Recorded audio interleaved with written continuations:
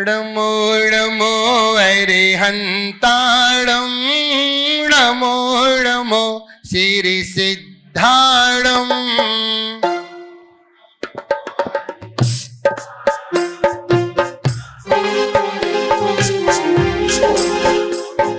नमो नमो आयरियाणं नमो नमो उवज्झायाणं नमो नमो आयरियाणं नमो नमो उभजायाणं नमो नमो लोय सव साहुणं नमो नमो लोय सव साहुणं नमो नमो लोय सब साहुणं नमो नमो लोय सब साहुणं। देवादिदेव आदिनाथ भगवान की जय। अब तो भोजन कर लिया होगा भैया। अच्छा नहीं किया, कोई बात नहीं, गर्म हो रहा है। हाँ, अपने मुंह को इतना जोर से बोलो। पूज्य गुरुदेव बोलते हैं जिनके मुख से 4 शब्द निकलते हैं उनका मरण अच्छा होता है।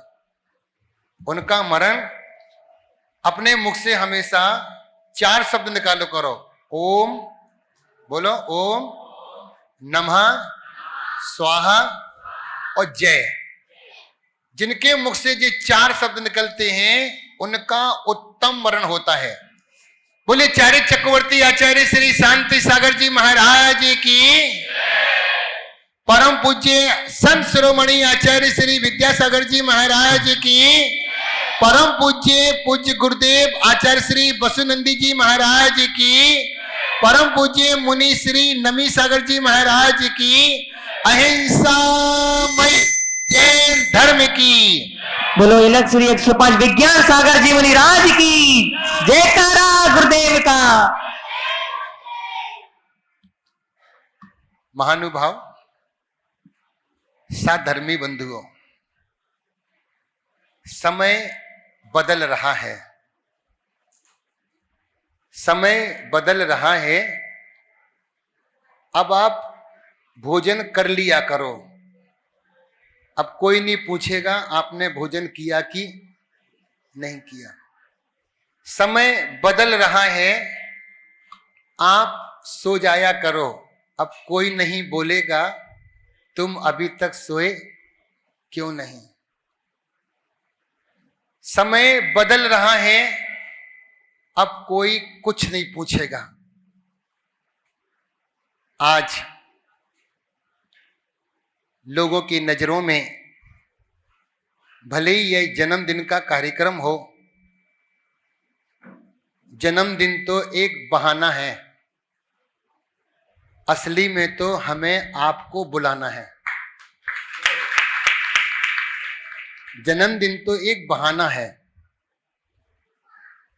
ये जिस पावन भूमि पर बैठे हुए हैं ये हमने नहीं बनाया, प्रगति ने हमको दिया है।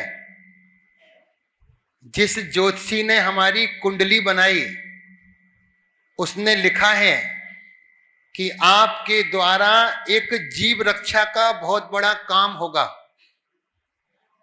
जीव रक्षा का काम होगा।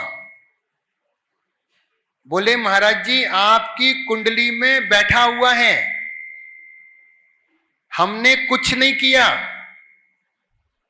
वो आश्रम भी समाज के पास रहेगा, ये भी समाज के पास रहेगा। लोग बोलते हैं, साधु बोलते हैं, साधु अपना मठ बना रहे हैं, स्कूल बना रहे हैं, अस्पताल बना रहे हैं। बोलना बहुत सरल है, आप जब बनाते तब पता चलता है। हम बोले ना बच्चे पैदा करना बहुत सरल है, उससे पूछो जिसके बच्चे नहीं हैं। ये मंदिर, ये स्कूल, ये विद्यालय, यदि साधु ना बैठे श्रावक कुछ भी नहीं करेगा। और वैसे भी कहावत है पुरानी, बनियों का पैसा या तो डॉक्टर निकाल पाता है या महाराज जी निकाल पाते हैं।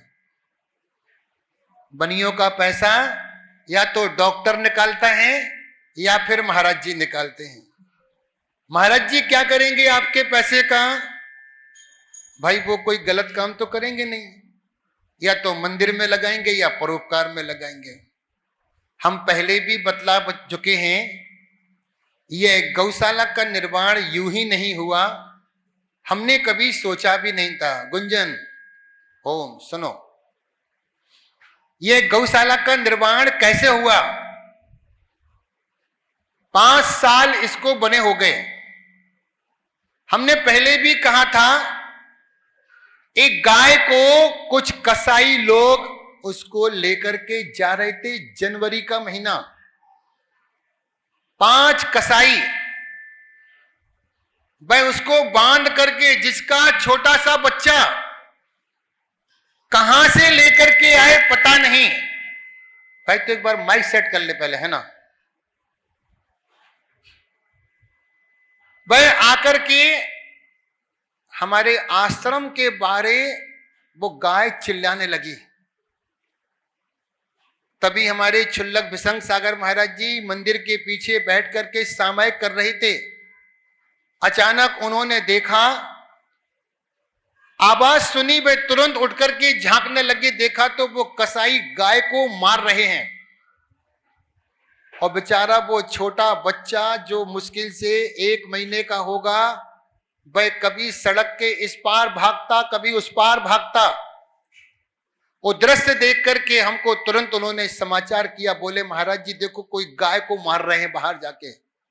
मैं अपनी सामायिक छोड़ करके बाहर देखा तो वो 4-5 कसाई बुरी तरह से गाय को बांध रखा था उनने। हमने जाकर के उनसे बहस करी, थोड़ा सा धमकी दी, वे चले गए, भाग गए। वह गाय जिसको कई स्थानों से घाव थे, उसको धीरे धीरे करके अंदर लाए, उसको पानी पिलाना प्रारंभ किया। वह 3 बाल्टी पानी पी गई गाय। कहां की प्यासी थी। और अभी भी हमको प्रगति बहुत साथ दे रही है। आप देखिए, हमारे कमरे के पीछे काली चिड़ियों का जोड़ा है, करीब 7 चिड़ियां, छोटी छोटी, पता नहीं विदेशी चिड़ियां हैं। वे सातों के सातों हमारे कमरे के बाहर बैठती लाइन से। ऊपर देखेंगे तो कबूतर मिलेंगे। आपने ब्राउन कलर की चिड़िया देखी थी बहुत समय, जो आती थी पहले, अब कहीं नजर नहीं आती। लेकिन वह हमारी छत पर कम से कम 50 चिड़ियां हैं। प्रगति आज भी साथ दे रही हमारा। वह गाय को अंदर ले गए, उसको रोटी खिलाना प्रारंभ किया। वह 15 रोटी खा गई गाय। कोई खीरा लाया, कोई टमाटर लाया, कोई पपीता लाया, उसे खिलाते गए खिलाते गए। भाई गाय रोती गई खाती गई, रोती गई खाती गई। बाजू से चारा लेकर के आए, वह खाती जाए और रोती जाए। वो दृश्य देखा। उसी समय लोनी में डॉक्टर को समाचार किया। डॉक्टर ने बोला हम 500 रुपये नहीं 1000 रुपये लेंगे। हमने कहा तुम आ जाओ, तुम जितना कहोगे उतना देंगे। उसने 4 इंजेक्शन लगाए। रविवार को वो गाय आई, सोमवार को रही, मंगलवार का दिन था। उस गाय को हम वहां से रवाना कर रहे थे। अचानक हर मंगलवार को वहां पर मिथिलेश जी आती हैं, उनकी गाड़ी आई। उन्होंने बोला महाराज जी गाय पाल ली आपने? हमने की गाय नहीं पाली है, यह गाय ऐसा ऐसा था, इसको कसाई वगैरह मार रहे थे, हम इसको अंदर ले आए। और जैसे ही वह गाय को हम बाहर निकालते, वह दौड़ करके अंदर भाग गई। दूसरी बार पकड़ के गाय को बाहर निकाला, वह फिर अंदर भाग गई। अब क्या करें? तभी मिथिलेश जी बोलती हैं महाराज जी आपने गाय को कसाईयों से बचाया, फिर बाहर निकाल देंगे, फिर कोई कसाई पकड़ के ले जाएगा इसको। आप एक काम करो, एक गाय अपने यहां पर रख लो। हम भैया हमको चाहिए गाय में भैया, कौन पालेगा, कौन करेगा सेवा? दूध पीने के लिए हर व्यक्ति तैयार है, लेकिन गाय पालने के लिए कोई तैयार नहीं है। जिन कुत्तों के लिए सड़कों पे घूमना था, आज वो घरों में बड़े मजे से घूमते हैं। जिस गाय का हम दूध पीते हैं, जिसको पी करके बड़े हुए हैं, आज वो गाय आपने देखा होगा कूड़े के ढेर पर, कचरे पर उसको भरपेट भोजन भी नहीं मिलता, डंडे खाती रहती है, भूखी प्यासी, गंदा पानी पी करके, कचड़े के ढेर में से क्या निकालते हुए। अभी एक डॉक्टर आया था, बोले महाराज जी एक गाय को पकड़ के लाए जिसका बाजू में खेत है सामने। महाराज जी गाय के पेट में से 10 किलो पन्नी निकली। हम थैली में सामान लेकर के फेंक देते हैं, 2 रोटी बची तो फेंक दी, वो गाय बेचारी पन्नी भी खा लेती है रोटी के चक्कर में। उस गाय को उन्होंने कहा महाराज जी जो भी खर्चा होगा आप गाय को रख लीजिए, जो भी आप नौकर लगाएंगे हम पूरा खर्चा देंगे, आप गाय को रख लीजिए। सभी से पूछा भाई कौन कौन सेवा करेगा गाय की। हमारे आश्रम पे कोई ठाकुर है, कोई यादव है, कोई शर्मा है, कोई लोहार है, कोई विश्वकर्मा है। उन्होंने कहा महाराज जी गाय माता होती है, हम सेवा करेंगे उसकी। तब हमने गाय को रख लिया। वो एक गाय के निमित्त से उस गाय का नाम रखा गया मैना।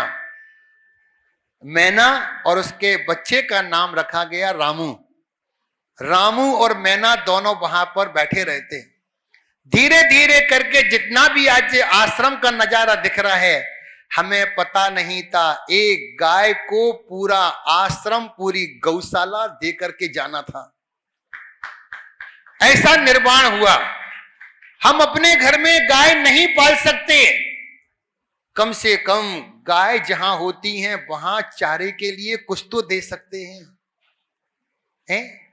कुछ तो हम कर ही सकते हैं, एक मुट्ठी चावल तो खिला ही सकते हैं गाय के लिए। लोग बोलते रहे कत्ल खाने बंद करो, कत्ल खाने बंद करो, और हम वर्षों से चिल्ला रहे कत्ल खाने बंद करो। तुम्हारे बोलने से कभी भी कत्ल खाने बंद नहीं होंगे। तब पूज्य आचार्य संत शिरोमणि विद्यासागर महाराज ने नारा निकला, उन्होंने एक नारा निकाला, कत्ल खाने बंद मत करो, गौशाला निर्माण करो। जितनी गौशाला बनेगी उतने जीव रक्षा होगी। और हमारे धर्म में दया से बड़ा कोई धर्म नहीं है। जब तक जीव दया नहीं आई तब तक कोई धर्म नहीं। कम से कम मूक प्राणियों के प्रति दया। आज आपका जो भी भाव बने, मैं हर बार बोलता हूं, मंदिर देर से बन जाए कोई दिक्कत नहीं, लेकिन मूक प्राणियों पर जरूर दया करें। आपके घर के पास में कोई कुत्ता है, कोई जानवर है, असहाय है, भूखा प्यासा है, आप कहते हैं बट उसको भगा दिया। इतना कह के आपने उस जीव की हाय ले ली।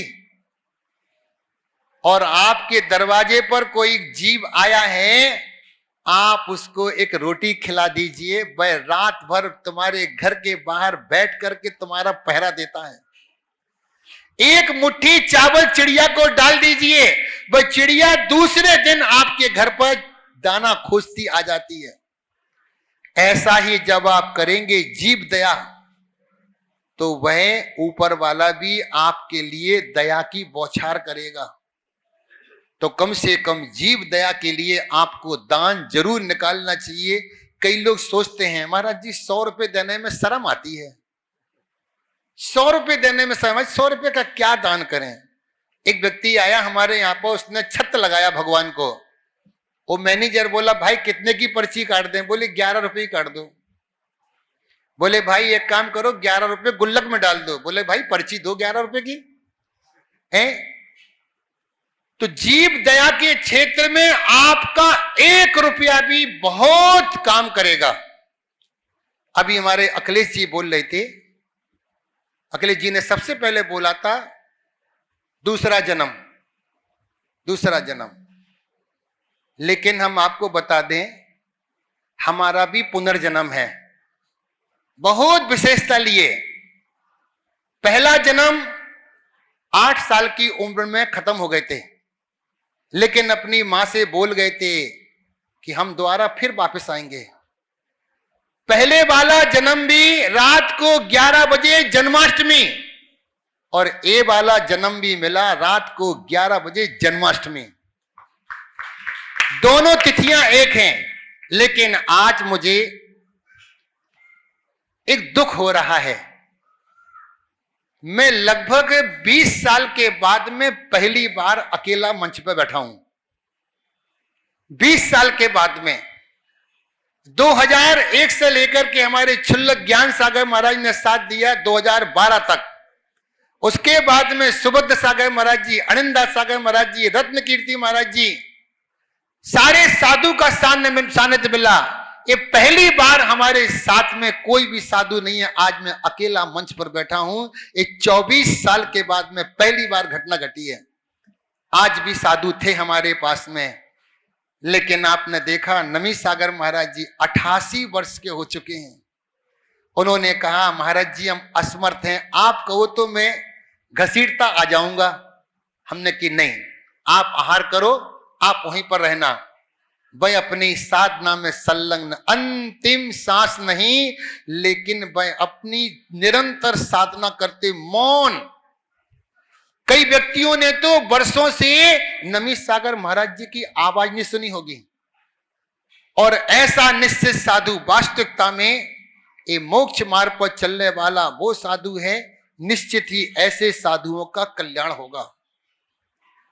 महानुभाव, एक छोटी सी व्यवस्था की गई, बताना जरूरी है।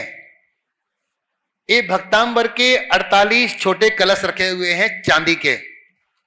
लोगों ने बोला महाराज जी विधान कर रहे हो, कलश तो एक कलश विराजमान कर दिया। तो लोग बोले महाराज जी हम क्या करेंगे, जंगल में मंगल करने वाली भूमि, मैं तो सोचता हूं क्या बना दिया, क्या बना दिया इन लोगों ने, कमेटी के लोगों ने। मैं तो बोल के जानता हूं बस अकेला। लेकिन आप आश्चर्य करेंगे, 5 साल के अंदर में वो काम कर दिया कि जो हम आज तक काम नहीं कर पाए। यह कमेटी की लगन और उनका रुझान। जब तक जुनून पैदा नहीं होगा तब तक कोई काम नहीं कर पाएंगे आप। तो उसका एक व्यवस्था बनाई, मात्र 3100 रुपए का एक चांदी का कलसा। लोग बोलते महाराज जी बड़े बड़े कलश कहां विराजमान करेंगे, जगह नहीं है। छोटा सा कलश चांदी का, शुद्ध चांदी का है, मात्र 3100 रुपए की राशि का है। यह मंगल कलश आप अपने घर में विराजमान करें दिवाली तक, और दीपावली के बाद में जो सामग्री उसके अंदर में, उसे अपने व्यापार में, अपने परिवार में, दुकान में, मकान में उसको डाल सकते हैं। और वो छोटा सा कलश फिर आप गंदोदक की डिब्बी बना लें उसके लिए, और जब भी मंदिर जाएं उसमें गंदोदक लेकर के अपने पूरे परिवार को गंदोदक लगाने दें। एक काम। तीसरा, यहां पर भक्तांबर जी का विधान चल रहा है, जंगल में मंगल। आसपास देखिए कुछ भी नहीं है। कल किसी ने पूछा था महाराज जी आपको डर नहीं लगता यहां पर? किसी ने पूछा था डर नहीं लगता? हमने उनसे कहा था मैं खुद शेर हूं, और शेर कभी डरता नहीं किसी से। एक बात और कही थी, पुण्य कमाइए। हमारी रक्षा कोई नहीं करता, हमारी रक्षा हमारा पुण्य करता है। जब तक तुम्हारे पुण्य का उदय होगा, तुम्हारा शत्रु तुम्हारे बाजू से निकल जाएगा, तुम्हारा कुछ नहीं कर पाएगा। और जब तुम्हारे पाप कर्म का उदय आएगा, तुम्हारा बेटा ही तुम्हारा दुश्मन बन जाएगा। इसलिए पुण्य करो, पुण्यात्मा जीव कहीं पर। और देखो हमारे ललित जी शामली से, उनको एक बार बोला कि भैया आपको भोजन व्यवस्था करना है। उन्होंने बोला गुरुदेव जैसा आदेश। उनने पूछा भी नहीं कितने पैसे देना। ध्यान रखना, कोई भी साधु यदि आपसे कुछ करने को बोलता है, इसका मतलब आपकी सक्षमता है, आज आपके पास में है, कर लीजिए। और कल नहीं होगा तो समाज में कोई नहीं पूछेगा, जाओ। एक बात और ध्यान रखना, कहीं ऐसा ना हो कि आपको अपने पैसे खर्च करने के लिए अपने बेटों से पूछना पड़े। सुधा जी अभी आपके पास में है, और कल आप सोचोगे महाराज जी बेटे से पूछ के बता देंगे। आपका पैसा आपको अपने बेटे से पूछना पड़ेगा। जब से बेटे ने पिताजी का व्यापार संभाला है, जब से बेटे ने पिताजी का व्यापार संभाला है, तब से बेटा भ्रम में है कि मैंने मां बाप को पाला है। क्या? जब से बेटे ने पिताजी का व्यापार संभाला है, तब से बेटा भ्रम में है कि मैंने मां बाप को पाला है। जिसने अपनी सारी संपत्ति दे दी है, आज वो पिता भी तरसता है, काश मेरी जेब में भी होते 500 रुपए तो मैं भी गुल्लक में डाल देता। यहां पर बहुत अच्छा विधान चल रहा है, उसका भी राशि मात्र 5100 रुपए, एक दिन के विधान की राशि। यहां पर बहुत सारे लोग बैठे जिनका विधान हो चुका है, लेकिन जिन्हें सूचना नहीं है वो कम से कम आ सकते, नहीं आ सकते, अपनी अनुमोदना करें। जो लोग यहां पर बैठ रहे हैं वही हमारी ओर से विधान करें। समाज के बीच में बैठकर विधान करना बहुत आसान है, लेकिन यहां का वातावरण इतना अच्छा है, प्राकृतिक हवा। 1 महीना भी रह जाओ तुम्हारी उम्र बढ़ जाएगी। 1 महीना रह जाओ। नरेश जी लेने आ गए क्या? अच्छा तो दूसरा, ये एक मंदिर का काम, मंदिर तो बनेगा और इतना आलीशान बनेगा क्योंकि हमारे आराध्य पूज्य शांतिनाथ भगवान, और पुरानी कहावत है, यदि कहीं पर मंदिर बन रहा हो, 1 साल का समय लग रहा हो, तो आप मूल नायक शांतिनाथ भगवान कर दीजिए, 1 साल का 6 महीने में काम पूरा हो जाएगा। क्योंकि 24 भगवान में सबसे संपत्तिशाली पहले भगवान कौन से? शांतिनाथ भगवान। संपन्नशाली मतलब हम नहीं बोले हैं। शांतिनाथ भगवान 3 पद के धारी, तीर्थंकर, चक्रवर्ती और कामदेव। उन संपन्नशालियों में भी 3 में से पहले शांतिनाथ भगवान। दूसरा, पुष्पदंत भगवान के समय धर्म का विच्छेद हुआ। पुष्पदंत से लेकर के शीतलनाथ, श्रेयांसनाथ, बांसपूज, विमलनाथ, अनंतनाथ, धर्मनाथ, इन तीर्थंकरों के समय कोई धर्म नहीं रहा। जैन धर्म, पूरा धर्म नाश हो चुका था, विच्छेद हो चुका था। लेकिन शांतिनाथ भगवान ने जन्म लिया, तब से लेकर के आज तक यह जिन शासन सदैव बना हुआ है। ऐसे शांतिनाथ भगवान का मंदिर तो बनेगा, लेकिन आपका भी यदि थोड़ा सा सहयोग, थोड़ा सा नियम कर लेना भैया, 1 महीने कोई आलतू फालतू खर्चा नहीं करेंगे। आपने कागज देखा, कागज में जो भी आपको समझ में आए आप टिक मार दीजिए, और कुछ भी समझ में नहीं आए तो एक खाली लाइन उसके अंदर लिखी है, आपको जो लिखना हो आप उसमें लिख दीजिए। आप 1 लाख रुपए भी दे सकते हैं और कम से कम राशि 1 रुपया भी दे सकते हैं। महाराज जी 1 रुपए में क्या होगा?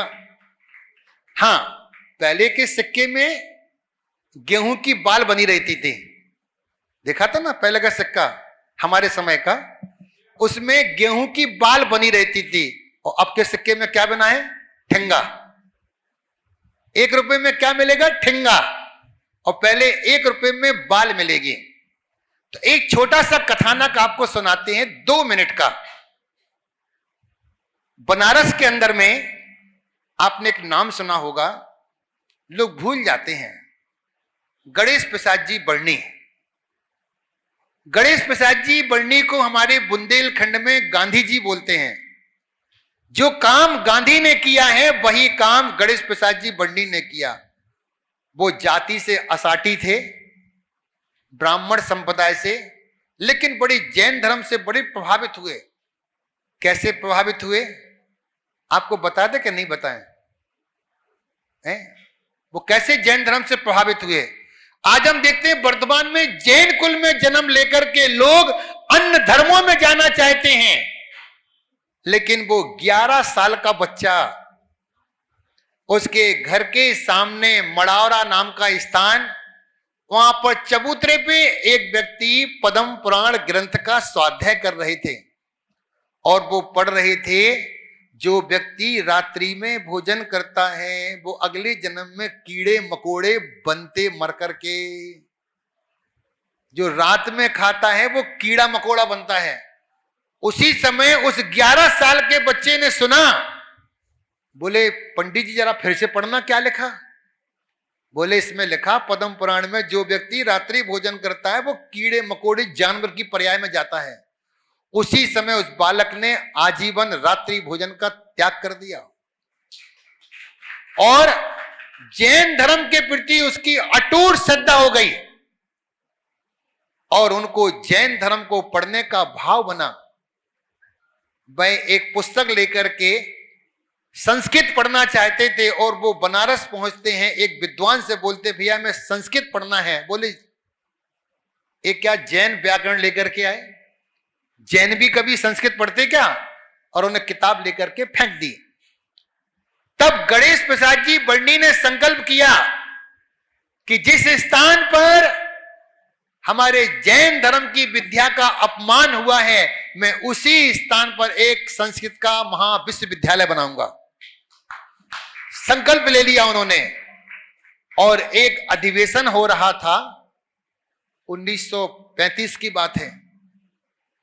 वहां अधिवेशन हो रहा था, वो भी गए, उनको 2 मिनट का बोलने के लिए गया और उन्होंने बोला कि भैया मैं यहाँ पे संस्कृत का विद्यालय बनाना चाहता हूं, आप हमें कुछ सहयोग करें।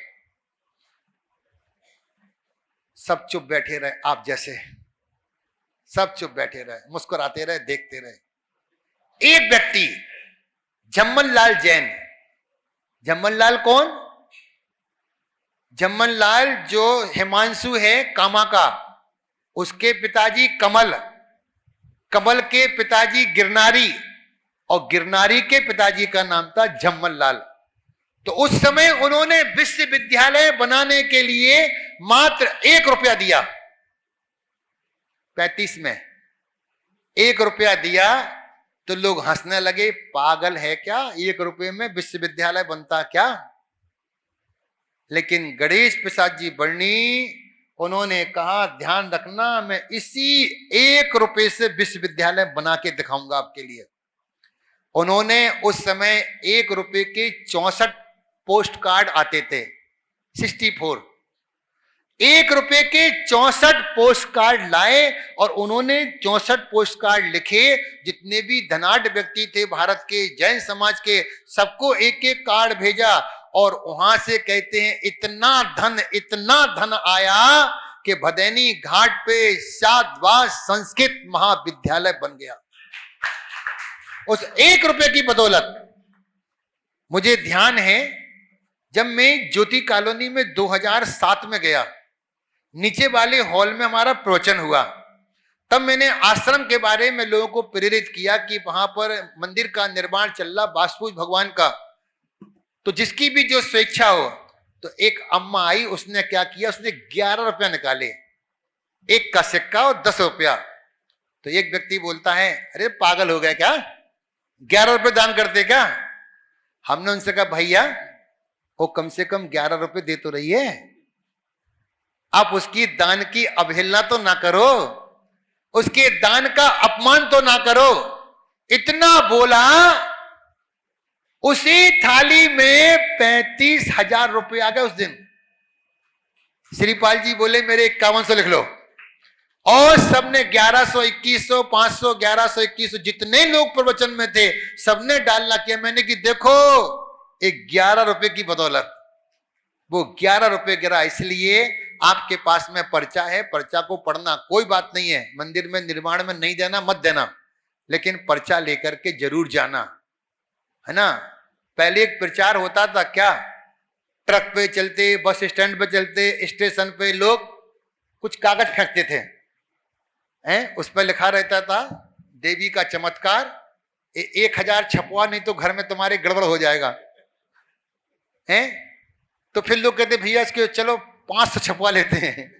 कोई बात नहीं है, आप 1 रुपए का दान भी मत देना, कोई दिक्कत नहीं है, जब आपका भाव बनेगा। लेकिन शांतिनाथ भगवान का मंदिर विशाल मंदिर बनेगा, बनेगा जरूर। जब ठान लिया है तो फिर करके रहेंगे। दूसरा 4 बातें बोल दी, गौशाला, छोटा मंगल कलश, एक विधान, एक मंदिर, और 5वां विषय आज का है एक कूपन। मात्र 1100 रुपए की राशि रखी है। और पिछले साल मालूम ऐसे व्यक्ति का कूपन निकला था जो एक ही बार आया था बस अकेला, टेंट वाला, मुकेश टेंट वाला एक ही बार आया था बस दर्शन करने के लिए, तभी सुभाष जी ने कूपन काट दिया। बताओ उस घर इतना बड़ा कलश पहुंच गया। तो जरूरी नहीं है कि 10 कूपन लेने के बाद ही तुम्हारा कूपन निकलेगा, लेकिन एक यादगार के रूप में कम से कम एक कूपन। देखिए विशाल कलसा, भगवान के सानिध्य में बैठा हुआ, 48 दिन का भक्तांबर विधान चल रहा, पयूषण पर्व में 10 दिन का विधान चलेगा, उसके बाद में नमोकार मंत्र का 35 दिन का विधान चलेगा, पूरे चतुर्मास में धर्म ध्यान चलेगा। यह मंगल कलश कोई विशेष भाग्यशाली व्यक्ति के घर ही जाएगा। जैसे तीर्थंकर भगवान का जन्म किसी दरिद्र के घर नहीं होता, किसी कमजोर व्यक्ति के नहीं होता। क्यों भैया? रत्नों की वर्षा होती है, 3.5 करोड़ रत्न एक दिन में। तो कोई पुण्यशाली व्यक्ति के घर पर ही तीर्थंकर भगवान का जन्म होता है। यह मंगल कलश उसी के घर जाएगा जिसके पुण्य का उदय होगा। काम तो सब करते दुनिया में, लेकिन पुण्य का फल भी हर व्यक्ति को नहीं मिलता। आज हमारे बीच में गुंजन जी, हमने आपको शुरू में बतलाया था, ये ताशकंद में रहती हैं। ताशकंद कहां पड़ता है? उज्बेकिस्तान, 7 समुंदर पार। वहां पर प्रोफेसर हैं। हमने उनको बोला आप एक दिन कार्यक्रम में आइए। ये बहुत दिनों से वहां पर हैं, लेकिन बहुत ही कर्मठ और मेहनती। वास्तविकता में 7 समुंदर जाकर के उन्होंने अपना एक जैन ग्रुप बनाया। जब ये किसी होटल में खाने जाते हैं तो होटल वाला समझ जाता कि भैया जैन लगाना, जैन। इन्होंने अपनी मेजोरिटी में कई लोगों को जैन बना दिया। तो वास्तविकता में हम तो जैन हैं, लेकिन हम किसी एक व्यक्ति को भी जैन बना देते हैं। वर्तमान में कोई कहीं भाग रहा है। अरे ये जैन धर्म है, हर व्यक्ति की समझ में नहीं आएगा। जहां दुनिया की सोच खत्म हो जाती है वहां जैन धर्म प्रारंभ होता है। विज्ञान बोलता है पानी में जीव होते हैं, विपुल जी, पानी में जीव होते हैं। और जैन धर्म क्या बोलता है? पानी ही जीव है। वह बोलता पानी में जीव होते हैं, और जैन दर्शन बोलता है पानी ही जीव है। मेरा आपसे कहना है, वर्तमान की चकाचौंध में व्यक्ति भाग रहा है व्यापार को लेकर के, भीड़ को लेकर के, चमत्कार को लेकर के। कोई कहीं जा रहा है, कोई कहीं जा रहा है, कोई कहीं जा रहा है, XYZ। लेकिन ध्यान रखना, आत्म कल्याण का मार्ग बताने वाला कोई धर्म है तो 3 काल में जैन धर्म, जैन धर्म, जैन धर्म। यदि अपना कल्याण करना है, संसार समुद्र को पार करना है, तो जैन दर्शन से अच्छा कोई धर्म। कहीं मत भटकिए आप। ये सब चित चमत्कार हैं, भीड़ है। आचार्य विश्वेश्वर सागर महाराज जी ने एक बात लिखी थी, समाधि में भीड़ तो हो सकती है मगर भीड़ में समाधि नहीं होगी। बहुत अच्छी बात। समाधि में भीड़ तो हो सकती मगर भीड़ में समाधि। बहुत पुण्यात्मा हमारी अम्मा जी, शीला जी 8 साल से निरंतर साधना कर रही हैं और आज हमारा आश्रम उन्हीं के पुण्य से चल रहा है। एक व्यक्ति के आने से पूरा परिवार बदल जाता है और एक व्यक्ति के होने से पूरे घर में कलंक लग जाता है। आज हमारा आश्रम, हम लोग जाप नहीं करते हैं, हमको टाइम नहीं मिलता, लेकिन हमारी अम्मा की दिनचर्या, वो शाम को 7 बजे सो जाती हैं और रात को 1 बजे उठती हैं। 1 बजे वो नहा धो के तैयार हो जाती हैं। रात को 1 बजे नहा धोकर के तैयार होकर के 1 से लेकर 3 बजे तक वह जाप करती हैं और 3 बजे के बाद में अपना पाठ करती हैं और 6 बजे मंदिर में आकर के 6 बजे से लेकर 8:30 बजे तक विधान, 2 विधान, 3 विधान डेली 3-3 घंटे वहां पर रहती हैं। वास्तविकता में ऐसे ही पुण्यात्मा जीव हमारे ज्योति दीदी, रानी दीदी और प्रीति दीदी, ये आश्रम की व्यवस्थाएं संभालने में इतनी पुण्यात्मा जीव हैं। उन्होंने साधुओं की सेवा करके जो पुण्य किया है, उनका पुण्य बहुत सराहनीय है। आज 7 समाधियां हुई आश्रम में। इन दीदियों ने, एक महाराज जी आए थे हमारे यहां, सुभद्र सागर महाराज जी, 2 मिनट में बताते उनका जीवन काल आपके लिए। लक्ष्मी नगर में जवाहर चौक के मंदिर में महाराज जी रुके थे। महाराज जी के शरीर में सूजन हो रही थी, उनको शुगर थी, उनके शरीर में कंपन हो रहा था और श्रावक क्या किया, एक दूर धर्मशाला में रुका दिया। 2 महिलाएं गई, आहार करा दी। 24 घंटे महाराज जी अकेले पड़े, कोई देखने वाला नहीं, कोई सुनने वाला नहीं। एक दिन उन्होंने एक श्रावक को बुलाया, उससे क्या बोले, भाई एक चीज लाना है। जी महाराज जी, थोड़ा सा जहर ला दो, हमको जहर खाना है। मुनि महाराज जी ने क्या बोला, मेरे को जहर दे दो, मैं जीना नहीं चाहता, मैं मरना चाहता हूं। बोलती महाराज जी कैसी बात कर रहे हो आप। हाँ भैया, मेरे शरीर में इतनी वेदना है, मैं सहन नहीं कर पा रहा हूं। मैं सबको बोला, समाज में कोई व्यक्ति ध्यान नहीं दे रहा है, मेरे को बहुत वेदना होती है, तकलीफ होती है, हम आहार नहीं कर पाते हैं, हम खड़े नहीं हो पाते हैं। और रोने लगे। उन्होंने कहा मेरे को जहर ला करके दे दो, मैं मरना चाहता हूं। तब प्रेमचंद जी जो वहां के अध्यक्ष थे, उन्होंने महाराज जी की किताब ली। किताब में उनके बेटे का नाम लिखा था, रवि का नाम। उन्होंने बोला महाराज जी ये रवि कौन है। बोले मेरा बेटा है, गुड़गांव रहता है। उन्होंने फोन लगाया, बोले भैया आपके पिताजी। बोले हाँ हमारे पिताजी मुनि महाराज जी हैं। बोले आप यदि आ सकते तो आ जाओ, आपसे 2 मिनट चर्चा करना है। क्या बात है। महाराज जी जहर मांग रहे हैं। महाराज जी क्या हो गया। बोले अब मेरे से वेदना सहन नहीं होती।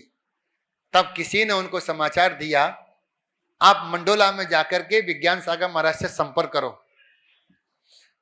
हमारा नियम है, चाहे वो साधु किसी भी संप्रदाय का हो, श्वेतांबर हो, दिगंबर हो, स्थानक वाला हो, मूर्ति पूजक हो, बस जैन साधु होना चाहिए। किसी भी संप्रदाय का हो, हमारे आश्रम में प्रत्येक साधु का सम्मान होगा। चाहे वो किसी पंथ का हो, वह पंथ बाद में बना, संत पहले बना। उनके बेटे आए और वो अध्यक्ष जी आए, प्रेमचंद जी। महाराज जी एक मुनि महाराज जी हैं, वो ऐसा ऐसा है। करे लाओ जल्दी लाओ। उनको ठेले गाड़ी पे रख करके लाए। उनकी हालत को देख करके ऐसा लगा कि ये शाम तक चले जाएंगे या सुबह तक ये निपट जाएंगे। उसी समय डॉक्टर राकेश को बुलाया शामली से, ईसीजी कराया। बोले महाराज जी इनका तो हीमोग्लोबिन भी बहुत कम है, तो मुश्किल है। मैंने कही इसीलिए तो हमने आपको बुलाया है, मुश्किल काम को सरल करने के लिए। आप कुछ भी ट्रीटमेंट करो, मेरे को महाराज जी खड़े चाहिए। उन्होंने जाकर के कुछ औषधि लिखी। उन्होंने दीदी को बोला, दीदी आप महाराज जी की शुद्ध गाय के घी से मालिश कराइए। महाराज जी की घी के से मालिश हुई, उनके लिए आहार में पौष्टिक वस्तुएं दी। एक बात ध्यान रखना भैया पीछे वाले, भोजन में कभी स्वाद नहीं होता है, स्वाद होता है परोसने वाले की भावना में। यदि आपने अच्छे मन से आहार करा दिया, आप सूखा भी खिला दोगे तब भी हमको बड़ा आनंद आएगा। और आपके मन में आहार कराने के भाव नहीं होंगे, आप 56 प्रकार के भोग बना लोगे, हम फिर भी आहार नहीं कर पाएंगे। उन महाराज जी का नियम था, जब तक दीदी में से कोई दीदी खड़ी रहेंगी तो मैं आहार करूंगा। हमारी दोनों दीदियों ने बहुत सेवा करी महाराज जी की, घी से बैया वित्ती कराई। कहां वो मुनि महाराज जी 2 दिन ही जीने वाले नहीं थे, वो 2 चतुर्मास करे उन्होंने वहां पर। ऐसे ऐसे साधु वहां पर आए, हमें सेवा का सौभाग्य मिला, हमारा अहोभाग्य। लेकिन कौन है? अच्छा, सरबजीत आई है करनाल से, एक पंजाबी है लेकिन बहुत बड़ी भगत है ना।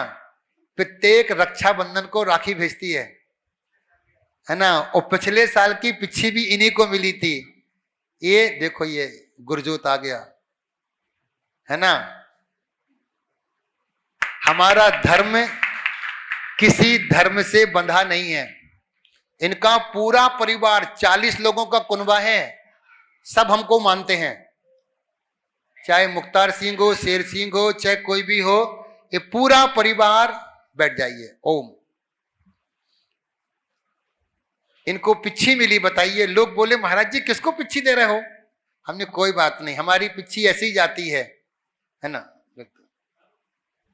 तो महानुभाव, ऐसे मुनि राजों का दर्शन, अहो भाग्य हमारा। हम आपसे 5 बातें बोली, गौशाला, मंगल कलश, विधान, मंदिर निर्माण और कूपन। आपकी जो भावना हो, लेकिन ध्यान रखना ये आपका पैसा या तो जीव दया के क्षेत्र में जाएगा या फिर मंदिर के निर्माण में जाएगा। तीसरा हमारा कोई रास्ता ही नहीं है। आप लोगों ने बड़े शांत भाव से हमारे मनोभाव को सुना।